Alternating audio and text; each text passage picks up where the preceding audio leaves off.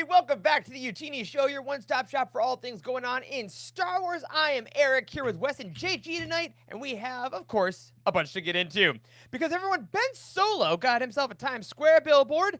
The Acolyte was originally going to found the Knights of Ren. The Secrets of Power is about to hold a pre-release, and Visions Volume 3 is right around the corner. But we are starting tonight with a bit of an update on last week's story regarding the hunt for Ben Solo. News of the canceled film dropped right before last week's show, and ever since, it has spread to every corner of the internet and even the real world. Because this week saw a plane with the Save Ben Solo banner flying over Disney, and even a billboard in Times Square saying, "For Adam, no one's really gone. Hope lives. Ben Solo is alive. Hashtag THBS, or the hunt for Ben Solo."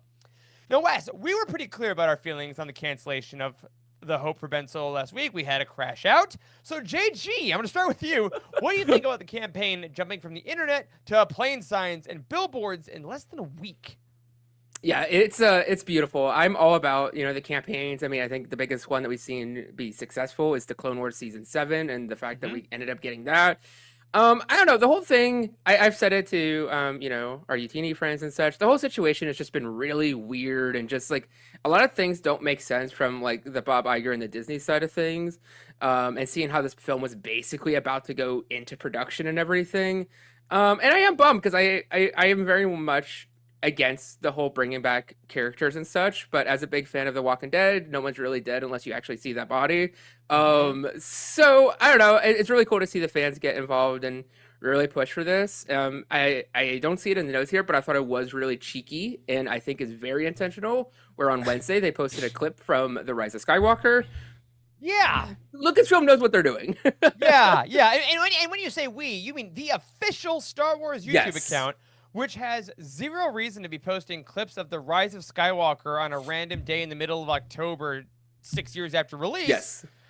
Posted now they did say Rey and Kylo Ren versus Palpatine, which is fundamentally incorrect because by that point he was Ben Solo. Whatever, but the official channel posting that while there's a plane flying over Disney headquarters, while there's a Times Square billboard. I don't know, it feels like a while since we've gotten something, like you said, maybe Clone Wars Season 7, Day of the Clone Wars, that was this continuous, this immediate, almost, I would say. Like, that, I guess, and Wes, I want to go over you too. Yeah. The speed of it all is really what surprised me, because usually I thought people would, take it some time, put a hashtag together, get a campaign, versus, like, go fly over Disney on Thursday. Yeah. Why does this seem orchestrated? It just seems so... It seems so structured in a way that it like they were supposed to put this out the way it's happening. Like, why can't they just give us a movie? Why do they have to put all this together to make it seem like it wasn't going to be made, but then they're kind of maybe making because the fans are lashing out? Like, just make the movie. You don't have to do all this. You don't have to make us, all the gray hairs come out. You just can make the movie. It's okay. We'll allow it. It gives that Carrie and Kathy and Dave were really pissed that this got shot down, and that it's like coming out now finally. They're like, all right, screw it, let's just not hold back anymore. Well, and the one thing we talked about last week that I think was doubled down on from the official side this week is the PR campaign. Now, if you've followed any kind of movie releases, any kind of studio notes, I think we can all agree there is a rule for when you're allowed to talk about things. There are clear embargoes internally, externally, especially in an age of social media, in an age of franchises, characters. All that is very controlled, even when it seems natural, like, oh, they slipped up. No, they didn't. Their agent told them they could talk about it, and that's why they spoke, right? And we spoke last week. It was interesting that on the day Adam Driver talked about it, Steven Soderbergh basically had a statement ready for Deadline, and he said, yep, this is what it was. And then later on in the week, over on Blue Sky, Soderbergh gave some additional context by saying that Kathleen Kennedy told him, after they did the pitch and it got rejected, there had never been a finished Star Wars script pitched to Disney that got rejected. Ever. It had never happened in the history of the franchise, or I guess the last decade since the acquisition. And I think two of those things are very important. Number one, it confirms there was a finished script in hand.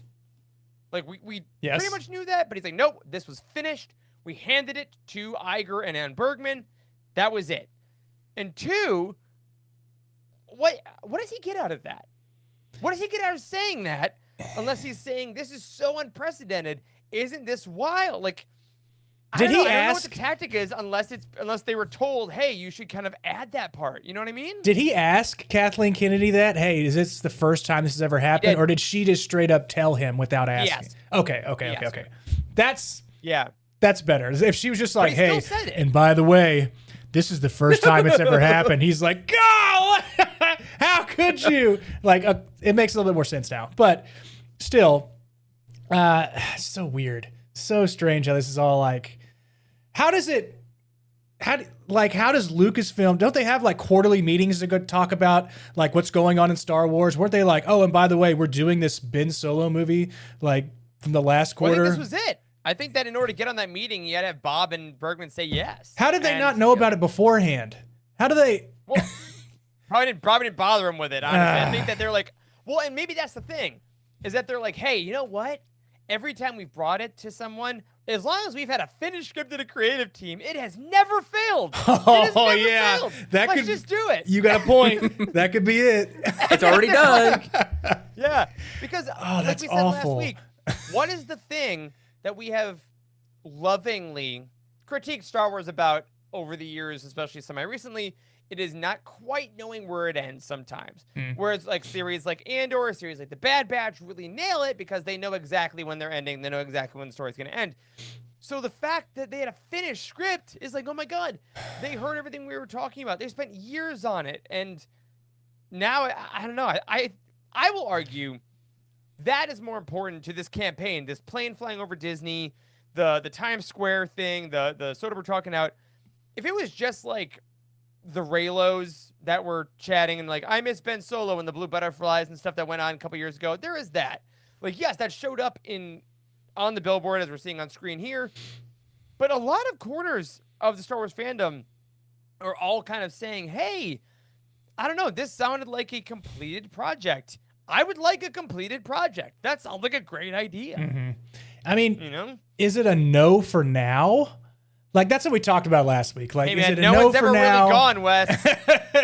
But maybe later on, when all this dies down. But like, when I say all this dies Star down, like Wars there was wasn't a no for now. there after wasn't Revenge of really the Sith, there so. wasn't really anything in the works outside of like they're talking about the Rey movie and the trilogy outside of, and the Mandalorian and Grogu, but there wasn't like they didn't talk about like there's more to be told here, and there's I don't know. It's so strange to me, and plus, the fan reaction to this is wild. How they're getting traction. I think they're getting traction on this, and that's why. Well, obviously, Yeah. but like they're getting the eyes and ears of Disney. Be like, look, I already know Lucasfilm's just like, see, look, see, and then Iger's just like, let's move on to Marvel. I think there are emails being sent. At this point, that is all I think. Like, at the very least, Yeah. they're aware of it because Disney also does seem to. I was talking about this in our Slack earlier today when we were chatting as a team. Like, for better or for worse, often for worse, Disney seems keyed into what the internet is saying, and they respond a little reactively. Like, when the Mandalorian happened and Grogu became this huge hit, I was like, oh my God, it's so cute. That series clearly, at the later part of season 2 and then season 3, really just leaned into that. They took away, oh, Grogu's going to go away. No, he's going to come back because people like him a lot. Oh, the Acolyte, people are going to complain a lot. Okay, we're going to like lessen that, probably not bring that back. Like, they're really reacting to chatter. So if nothing else, the fact that there is this much chatter, Bob's heard about it, is all I'm saying. Yeah. And at this point, like for Bob, I feel like it's a win-win at this point. You greenlight this movie, and if it's a success, then like, okay, you make money for the company. Life is great. And if it's not a success, then you just, oh, I told you so. I told you this movie wasn't going to work. And it's like completely off your hands at this point. You're right. Exactly. And they said they wanted to make it cheaper. Like, intentionally, Yes. they're like, we wanted to make it budget conscious. And I'm like, yo, dude, like, I mean, are we talking like $150 million movie? Like even the Mandalorian and Grogu is under 200 mil to make. Like, we're looking at things that aren't that expensive in the scheme of things. Obviously, those are all crazy, impossible numbers in the real world. But in movie world, that's very doable. Like, if they just want to do this intimate thing with Adam Driver and Steven Soderbergh working on this script that all of Lucasfilm unanimously agrees on, I don't think it's dead. I don't know if it's going to be in the next 5 years, but I think that it's definitely not as dead as it was when Adam Driver was told that's that. I think we'll find out Agreed. whatever that story is in some capacity, whether it actually ends up being a movie or something Yes. else. I do think that story is going to be told at some point in the next decade. Yes. I agree. That's a nice like tepid-ish take. Yeah. Us. Like we will find out In the next what 10 happened years. here. Because if nothing else, Star Wars does like taking story elements that were shelved or that weren't used and seeding them in so we get kind of Yes. pieces here and there. Like Dark Disciple obviously was brought back Mhm. in Tales from the Underworld. We used a little bit of that. I mean, Dark Disciple, the book itself, was over Clone Wars scripts that didn't get used. The Bad Batch was originally not going to exist. Like, all these things eventually make their way to the light, so I don't know. I am also of the opinion that if Mandalorian and Grogu makes $1 billion, we're in a whole new ecosystem.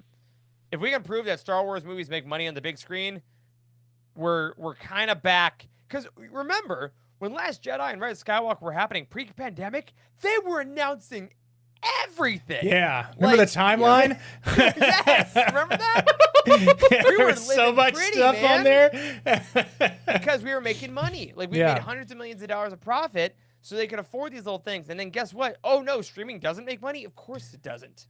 No, that bubble is now basically broken. Oh yeah, people are upset, and there is. I just watched a video today about piracy and how it's taken over streaming now, and shouldn't be Yep. talking about it. Whatever. Everybody's going away from because it used to be all right. I can stream now. I can get my 1 or 2 shows that I watch Yep. on a show, and now you have 9 streaming services, and you can only watch one show with one streaming service, and people are pissed off about it. So they're going to find a way to not pay for it, and streaming is going to, or these streaming platforms are going to take a hit for it.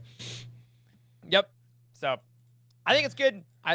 Listen, if you're the folks that I think Collider actually talked to the person that did the play and the person that did the Times Square billboard, power to you. Keep it going. Everyone talk about what you want. These companies want to hear it. And I think this story exists. Again, all we need is a green light. It feels like the script didn't get deleted or burned. Like, Right. the design work was done. Budget. I think it's possible. But we'll see. We'll keep you all posted on the Hunt for Ben Solo, I'm sure, in the next couple of years.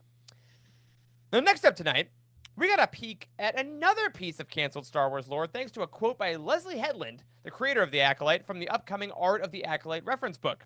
In that book, Headland confirms that the Stranger was originally intended to become the first leader of the Knights of Ren. She had previously teased the connection as Kylo Ren's theme could be subtly heard during the show, but it turns out that thanks to Plagueis needing to obey the rule of 2 with Palpatine, the Stranger's life would have taken a different path. So, let's start basic with this one, guys. How do you think this would have played out if we would have had the full story? Like, does this trajectory make sense? Yes, I think it's interesting that we do see Plagueis there because I think there's a lot of connections that we were making with Plagueis and also the Stranger. So I think that is a little, I don't want to say odd, but just like, I think our direct connection was like, oh, there is going to be like some really like direct connection. But now with this revelation and everything, it really is seeming like that was maybe not the plan. So I would have been very curious more to see how that would have played out, to be honest, between those two characters. Because if they were going to be ending up on separate paths, that's actually really interesting to me. Yeah. Because we're still in a point where Palpatine's not like alive during the time of the Acolyte. Yeah. It's still a little too early for that. But if Plagueis eventually has to get to being Palpatine's master, the Stranger either has to die or something else has to happen to like make them leave each other. Because obviously he doesn't then become the master and kill Plagueis canonically, because he has to be alive for Palpatine. So the idea of saying, okay, we're going to bring in this other concept, which we've built in the sequel trilogy, and, he looks kind of like, he's got a mask, he's got a red lightsaber, he's a little different, he's not exactly a Sith, but he kind of is a Darksider, like, I don't know, and I think, again, putting the music in there as a tie shows that she was thinking, like everything else Leslie Headland did, she was thinking ahead, because she's a true sicko, just like the rest of us. Yeah, this is very interesting because, like, if Plagueis is basically using the Stranger as his next apprentice, right, and then he feels somewhere in the Force that he's not quite the one, but yet Palpatine will come later on. Like, how does he know that the Stranger is not the one? Like, we could have got into that, right? And we could have got it. just the Plagueis reveal. They could have had so much more in season 2. Just people couldn't keep their mouths shut. They couldn't stop complaining, and we could have had a season 2, and they would have come to a head. We could have got a season 3 even, right? So like this all like ties together with the Sith, and the more of the Sith lore that we wanted to hear about, or that I wanted to hear about at least for the longest time, because we get a lot about the Jedi, we get a lot about the Force, we don't get a lot about the Sith, and we could have got it here, but we didn't because complaining. That's why. Also, I love when you say that Plagueis is like, maybe the stranger's not the one, because it makes me think he's like Sex and Citying, being like, the third Plagueis just like typing into his little hollow thing. It's like, I just don't feel it with the stranger anymore. I feel like I'm not you, becoming it's a me. stranger The too. spark has burnt out. I feel like there's someone out there for me. He's just gonna be better and understand me more, and maybe he'll kill me and take my power. Like I've been wanting my whole life. It's also frustrating because it's like we have seen now where like shows and other media have fleshed out trilogies, and we're starting to get that now for the sequels, and it's a bummer that this was going to be like probably one of the biggest opportunities for us to flesh out and to add more context and to really enrich the sequels and kind of patch some of those leaky holes. And it's a shame that, like Wes said, that, some people sink the ship. Yep. And now I do want to also read the full quote that Lizzie Hedlund gave, because she does mention a few more details on it that I think really solidify directorially where she was going to go with it. So she said, quote, "It was in the design of the character, as well as knowing that we were going to introduce Darth Plagueis, who has to end up with Palpatine as his apprentice. Following the rule of 2, a precept that limited the Sith to just 2 at any given time, a master and an apprentice, one way to keep it going is if the stranger is the first Knight of Ren, part of a Sith-adjacent cult that we know eventually survives." So I like the idea that she was thinking in a couple different directions, right? Like, yes, we have to make sure the Plagueis storyline happens because we want to introduce him. We got to make sure the Palpatine thing stays right, and we got to bring in the Knights of Ren because we know that Sith cult does eventually make it. Now, one of the things I also found very interesting about this is that some of y'all watching or listening may have read Charles Soule's The Rise of Kylo Ren. One of our favorite comics. It's one of our foundational comics in the Youtini we think everyone should read. And that goes very deep into the Knights of Ren, and you meet Ren, essentially, which we learn is more of a title, right? Who is like one of the first leaders. And his outfit is actually strikingly similar to the stranger's outfit in the Acolyte. Now, do you think, I don't think that, again, timeline. I don't think we were going to get the stranger eventually becoming this exact character, Ren. But do you think that if this was the path we were going to take, do you think that he would have discovered the Ren, like the power here? And how does Osha work into that? Like, let's play this out, because this is something I don't think we're ever going to get. I really don't think they're going to touch this. So in our minds, go forward with it. How does Osha fit into it? Does she become a disciple? How do they figure it out? How does the split happen? Let's clown a little bit. Oh. Oh yeah, clowning hour. Welcome back. Yeah. Okay, so is that a test? Would this be a test for the stranger to see how well that he could train another apprentice or another would-be Sith, and to see if his power is strong enough to sway somebody that is kind of, she's not fully dark side, but I don't know. Now that she killed what's his face. So she went there. She bled a kyber crystal right in front of him, and then threw her master, and then is this like a was test? Decide while her sister's memories were wiped, and then she's fine. Yeah, she's fine. Listen. We can say if she was justified, but she bad. Okay. Yeah. Okay. Is this a test for the stranger? Is Plagueis giving him a test to see how well he can train another? Could be. I think when we see him in the finale, I think he's seeing a new connection for him, and I think it's possible that the potential of that power scares him, because he's I can handle one apprentice, I can handle that, but if they team up, not dyading or anything, we don't need to do that. But if they were somehow discovering more power together, I think that would freak him out. So maybe it's a little bit of a self-imposed exile type deal.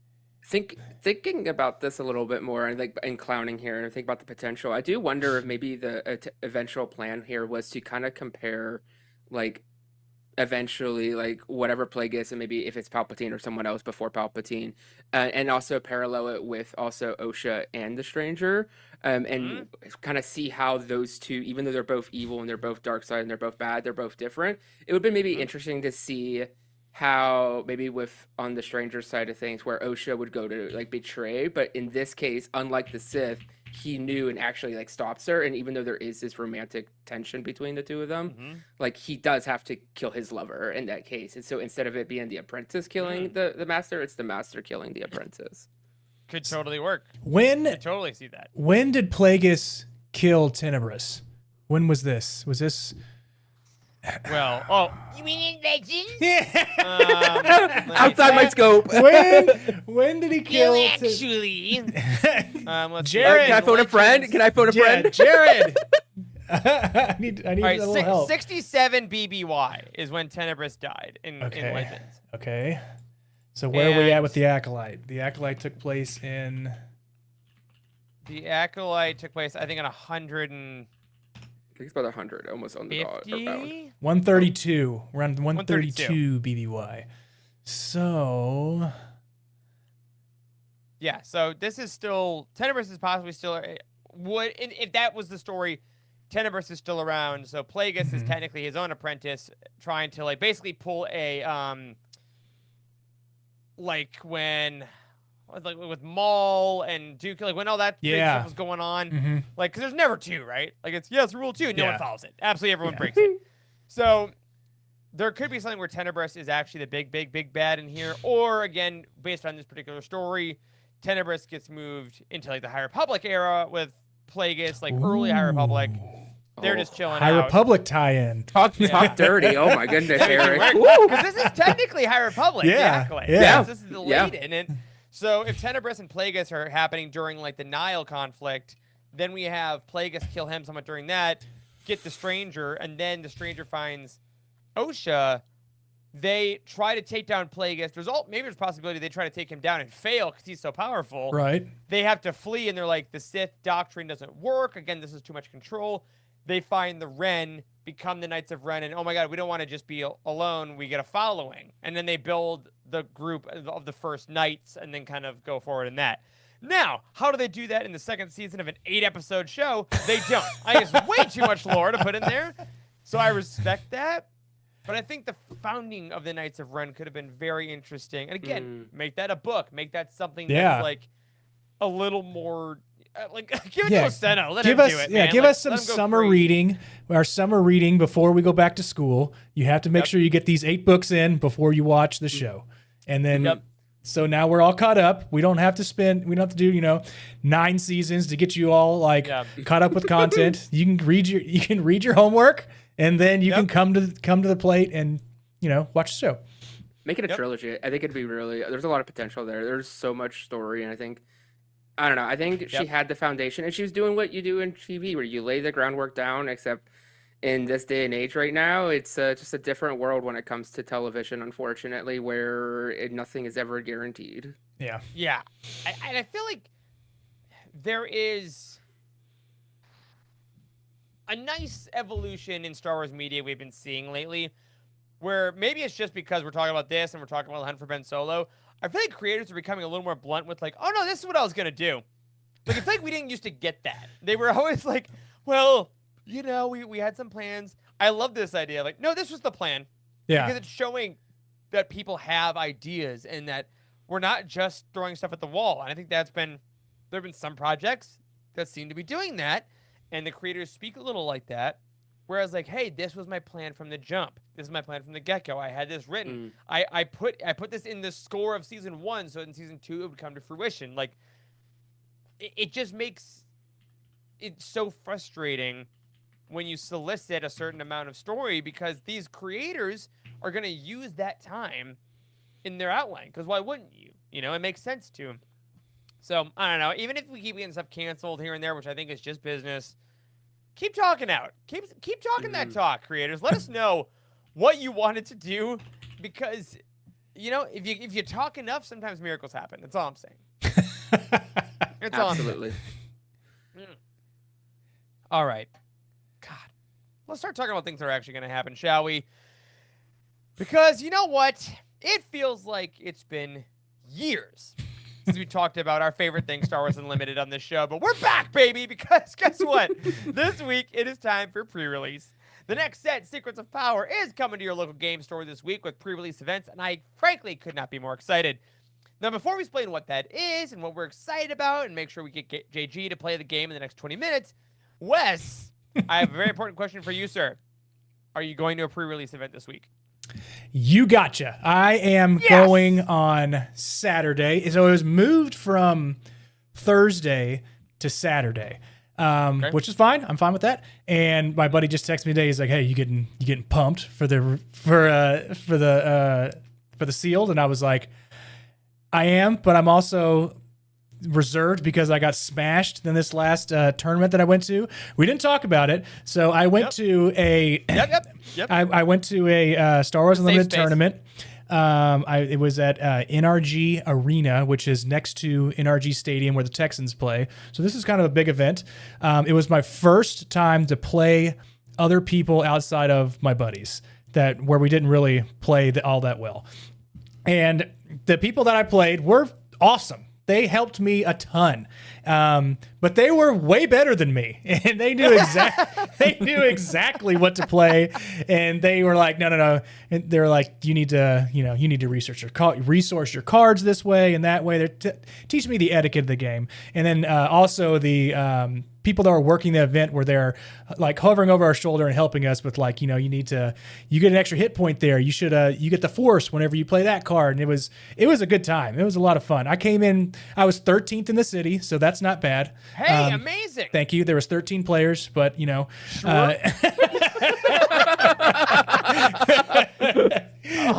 But one of the really cool things was like you could win boxes, like multiple boxes of Legends of the Force is what we were doing. And the ones that got first place, second place, got multiple boxes. They took all the rare and the legendary cards out, which I get, that's fine. But then they left like hundreds of other cards. It's like, here, take them. Do what you want. And I was like, oh my God. And I was just like, I was like, wow. You should get something. So I went through all the other, it was a good time. But yes, Eric, I'm going to a sealed event. I'm at a pre-release at, it is called Dragon's Lair. And we're going to go do that on Saturday. So it's going to be fun. I love that. Now, for some folks that may not know what a pre-release event is, and you have suffered our talking about this game for all these months, here is what we are going to be doing this week and what JG is going to be doing. He just doesn't know yet. So what you do, you go to your local game store, and technically this next set of cards releases publicly, I think November 8th. So this is a pre-release. Happens before the release date. But you go in, you sign up, and you get what's called a pre-release kit. It is a pre-packaged thing of 6 packs of cards. You get 2 leaders that everyone gets, Padme and Palpatine for this one. And you open those 6 packs of random cards, and then you build a deck of 30 cards, and you play the other people at the event. And that is it. And that's how you get to know the set for the first time. You can only play those cards. You can't play anything of any other sets and make anything super great. Everyone's on a pretty even playing field, which I think is pretty fun. Mm-hmm. I did it for the last set. And like you said, Wes, that's how I learned a ton. I met people who were way better than I am. I met people who just wiped the floor with me. But because it's more of a chill time, it was a really great place to get advice and get some cards and interact with your local shop. It also takes a little while, so if your local shop sells beer like mine does, you end up buying a little bit by the end of the night because you're having a good time. So that was really cool. For those of you that are heading out this week, though, a couple things. I'm going to be going to an event on Thursday and Saturday. I'm doubling up myself. I will be going with friends of the show, Dr. Charles Hankel, Dr. Corey Helton, and Timothy Guthrie is coming into town. We're all going to go on Saturday together.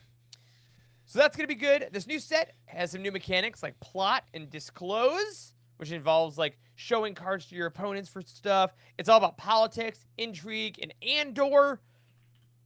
But the most important thing about this set, Wes, and JG, Bail Organa is officially a leader unit. So, yeah, it's happening. It's going to be great. He's got a showcase. It looks awesome.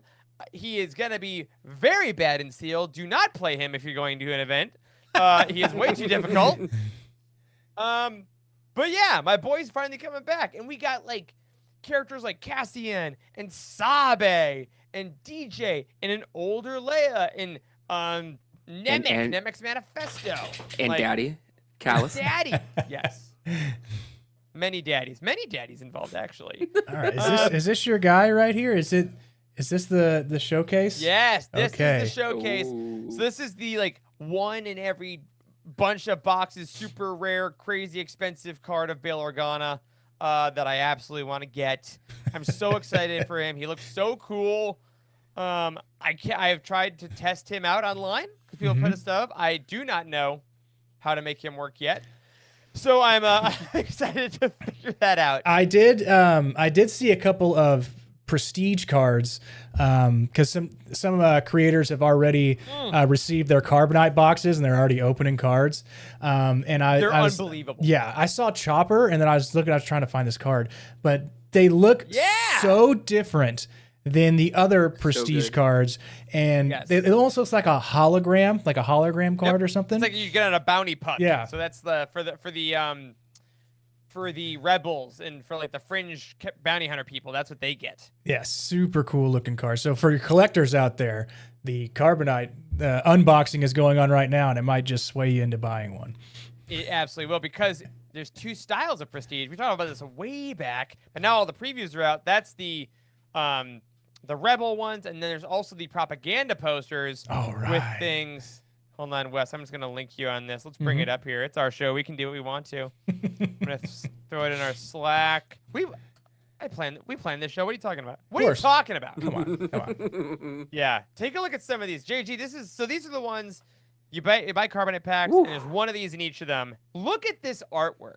That's crazy. We got Queen Amidala here. Yeah, just cycle through some of these. Look at this. Look at this gorgeous stuff. Wow.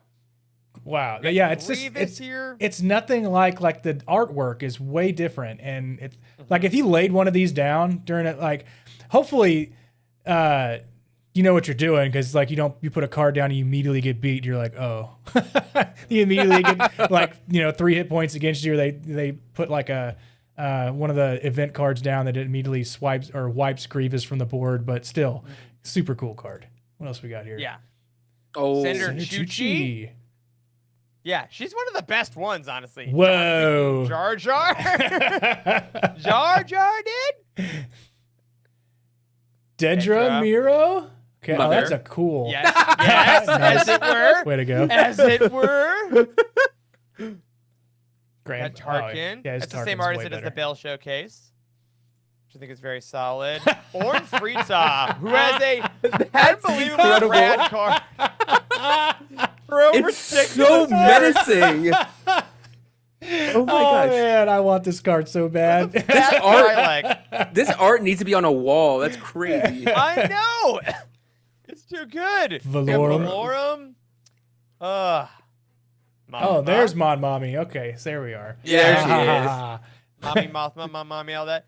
Sherman Papanoida might be the best one, because that is George Lucas, everyone. Imagine getting him to sign that card one day, like For real. Oh, I could die happy. George. Can Can you sign this card for me? It's like, get out of here, kid. Yep. Krennic? Krennic. Mina Bonteri. I mean, I joined the Separatists if that was it. I'm just saying, like, I get it. Oh my gosh. Rampart from the Bad Batch. Sly Moore in all her bald glory. Masameda. Masameda. I know the last set was special, but these are incredible. These are, yeah. No, this artwork is easily the best they've ever done. There's one of these in every Carbonite pack. Carbonite packs are usually $25 a piece, or you can buy a crate of them. Or if you want to wait a little while, you can buy these as singles, because they're not great cards. They will go down between like $3 and $8 a piece. Yeah. So that is probably the better way to do it. But that is all. This starts on Thursday, and I'm gonna let you guys in on something. I pre-ordered from my local game shop. Can support your locals. Good for you. I got a couple boxes of regular packs. I did get some Carbonite. I saved up and I put it all in. But because I'm a good friend, I'm going to wait until Saturday when I see Corey and Charles and Timothy to open with them so we can all have fun. So I'm just going to stare at my Nice. Carbonite box for You 2 days. Sleep next to it in your bed like I used to with my new school shoes when I was like 9. Yeah, just be like, oh, I wonder if it's in there. I wonder if the Bale showcase is in there. I wonder if it's pretty cool. You know? I can hear you, Bale. I can hear you in there. Yep, with the over/under that Bale's in there. Oh, low. You got Low, a high good in my chance. heart. It's Carbonite box. You got a good chance. Hey, you know what? On Monday, you'll know. It's December. Everybody. I will not be subtle about this. So if you haven't played so far, honestly, like all fun aside from playing the game, if you've never played a pre-release event, is a great way to start because there's a lot of people learning the mechanics. Everyone is figuring out the cards together, and a lot of the vets, if you got people in your area that have played, are very happy to welcome in new people. There'll be accessories like game mats and things available for purchase. So find yourself a game store and jump on in if you want. And then Fantasy Flight Games, if you're watching and listening, send us a box for the next set, and we'll do something live here on the show. It'd be great. All right, but that is not the only preview you have to talk about because tonight we need to mention that everyone, we're getting a brand new Star Wars show this week. I know it's been a little easy to miss, but Star Wars Visions Volume 3 is officially dropping on Disney Plus this Wednesday, October 29th. Bringing back a number of amazing studios from Season 1, as well as some brand new artists. This honestly could be the best season the anthology series has ever seen. Now, we've talked a bit about our feelings on Visions before, but before we run down which episodes to watch out for, Wes, JG, how's your guys' excitement level about Visions as a whole? And bonus question, did you remember it was coming out this week? I did remember, like, unironically, like, I have been start. very excited for it, but it's been a busy week, you know, like, the new It show came out as well, and also Interview with a Vampire spinoff as well, so it's a big week for TV for us in the horror world, but also anime, yes. Like, Visions has been so... It's weird to say this because I do think that like the people who have watched it love it and adore it, but I do think it is underrated because I just don't think enough people have watched it. Yeah, completely agree on all fronts. Yeah, I knew it was soon. I did not know it was next week. No, West, 2 days. This week. Wednesday. Okay, so I did rewatch the trailer. Which is fantastic original Star Wars music that gets you hyped. The one that I am looking forward to was, it might be the Village Bride one, because is that the one with the lightsaber? It looks like an umbrella. Which one is that? No, that's the Duel. That's the Duel. That's the Duel. Okay, that's So the yes, one. I want to see where that goes. Duel Payback is the one that's coming up, because if you've been a fan of Visions at all, you've noticed that the Duel is probably the one they put on the cover of everything because it has a Funko Pop. It has T-shirts. It has Black Series figures. Like, it is clearly like the poster child for Visions, which is odd because it's like the black and white with a little red in it. Like, it is very much not the one you. It has a book. What am I? Oh my god, I almost forgot. It has a literal novel that got written. Man, that book was a trip, man. What a I know. I had to ask so many questions during that to Tom, and he was just like, "You do realize that the mirror scene was this?" And I was like, "I had no idea. I thought it was a real mirror." Absolutely zero clue. But cool. I didn't read that far into it. I think I had fun. But yeah, it's good. Oh, you know what? Here, hold on. Hold for tech. Okay, hold for tech. There we go. I knew I had it right here. There we go. Oh, There's the Ronin and good old Ronin and Hat Droid. Hanging out here. There's my little Funko guys. Yeah, so they're getting a sequel called The Duel Payback. Sequel to The Duel. And then The Village Bride, even though it's not the one you thought it was, that is also getting a sequel called The Lost Ones. My favorite of Season 1. And then The Ninth Jedi, Child of Hope, sequel to, you might have guessed, The Ninth Jedi. Yeah, probably the most critically acclaimed of Season 1, I would say. It's... Beyond it, besides it being my favorite, it's also, I think, the most intriguing because that's the one that's also getting the whole standalone series next year, correct? That bounces off after this. So I think what I'm very intrigued about is like how I'm assuming this is going to set up that. Yeah, I think that'll be really fun.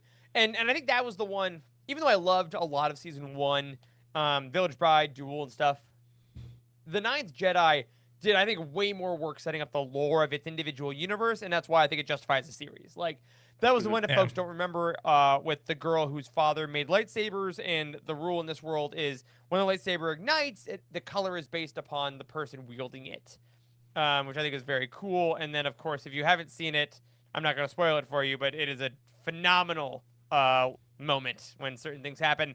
Yes. So I'm very excited we're getting that back. And then we do have the rest of the titles.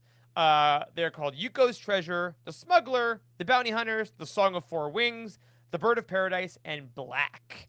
Black, I believe, was screened earlier this year at an animation festival, which is a very like psychedelic, like brutal, violent thing with stormtroopers.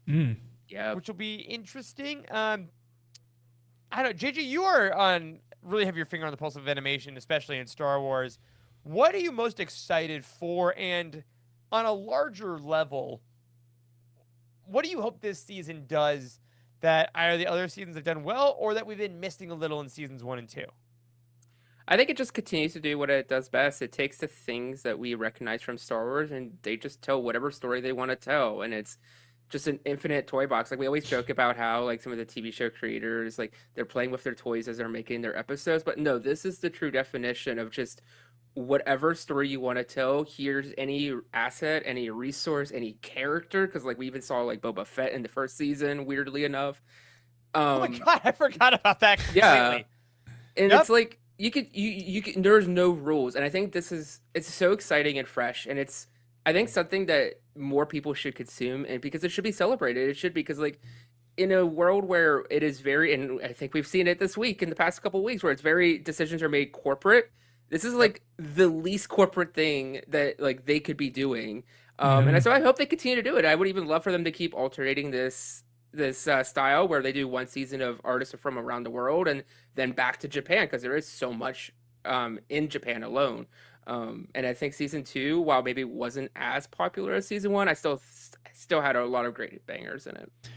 Yeah, I will say that in a franchise and world that seems corporate forward, like you said, profit forward, as much as this can be, it feels like art for art's sake. Sorry, Wes, I didn't mean to cut you off. Oh no. Just say that that anime is more popular now than it's ever been, right? So Star Wars is hitting this on the ground running. So they know that anime is a very popular content piece or piece of media, and they are not only giving people opportunities to tell a story, they are putting out popularized media. So this could help on both folds. So I think getting in on the anime train, even though in the past couple of years, I think it's a smart move, because I hear a lot about anime, and people, young people are like solely only watching anime, right? They're not watching, they're not watching cable TV, right? They're watching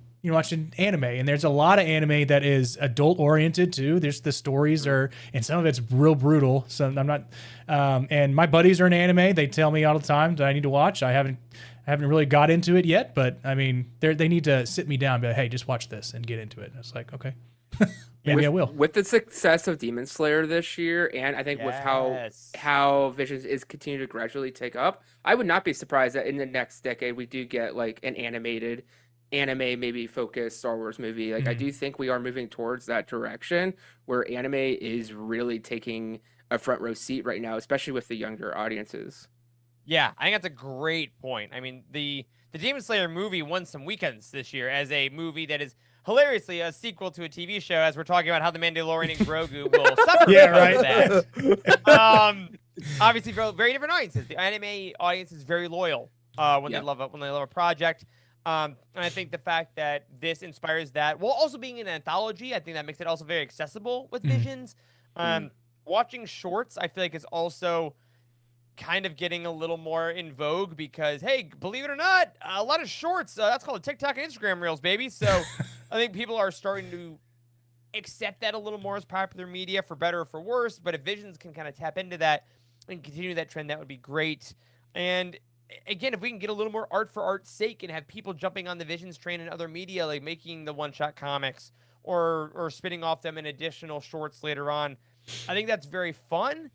And in a time when I think we're just a little more hesitant to praise Star Wars for certain things, or hesitant to praise franchise IP for really having its creators at the center, this is weirdly the most continuous thing.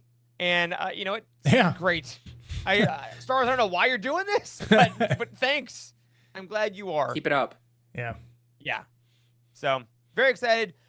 Wednesday, October 29th, Visions comes out. I think I don't know. I still am waiting for it to show up on my Disney Plus because I've looked it up many times and I just don't believe it still. So I will watch it though. If it actually does come out this weekend though, I'll watch it. I'm going to my pre-releases. There's a lot of good Star Wars happening all the time, of course.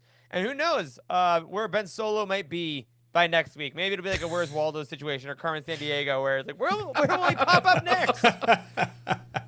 Oh no, he's on the stairs of the Capitol. Ben, no. Oh, Anyway, yeah. God. Ben Solo stopped the government shutdown. Everybody, congratulations.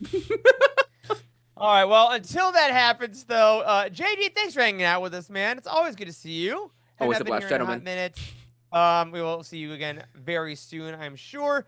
Everybody, thank you so much for tuning in, watching, and/or listening. Until next time, make sure that you go to Youtini.com. Stay tuned to all things going on in Star Wars. Check out our release schedule. Make sure you got them pre-orders in. Check out the reading collections. Check out the timeline.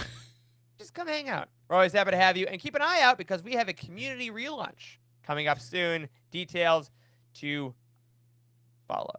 But not this week because, my friends, that is going to do it for this week's episode of the Youtini Show. Thank you again for hanging out. Have a great Star Wars-filled week. And until next time, may the Force be with you.